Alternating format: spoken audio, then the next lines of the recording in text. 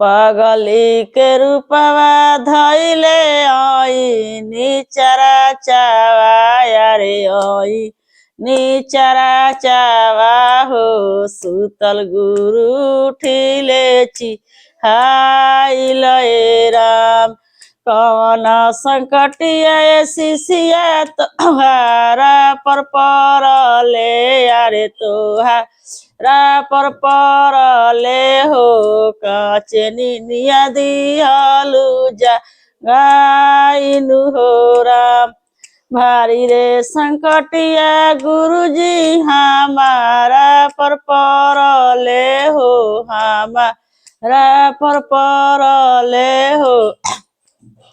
पढ़ल लिखल पति गईले परदेसवा यारे गईले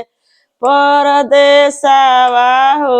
नाही भेज से कोसन देसन हो राम नाही भेजले कोसन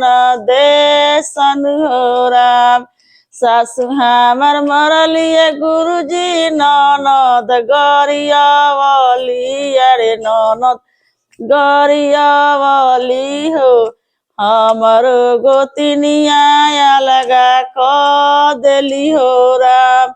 हमर गोतिनिया लगा क देली हो राम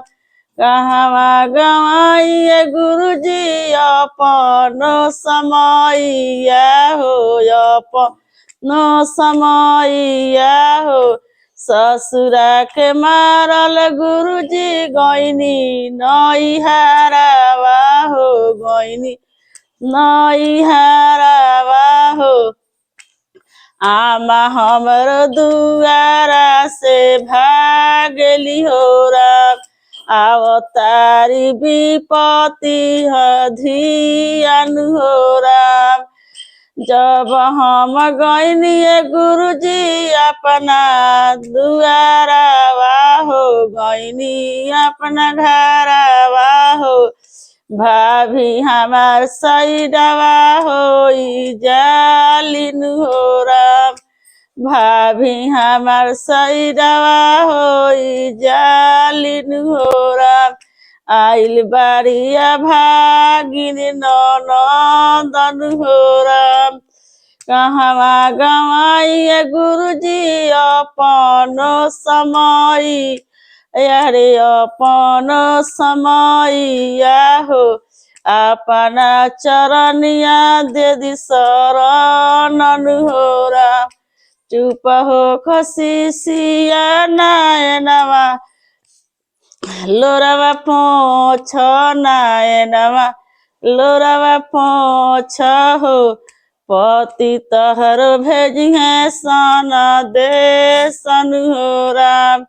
सासु ताहर मनी है शिशिया ननद भौजी कहीं है यारे ननद भौजी कहीं है हो तहर गोतिनिया संगवा रही हो राम तहर गोतिनिया संगवा रही हो राम।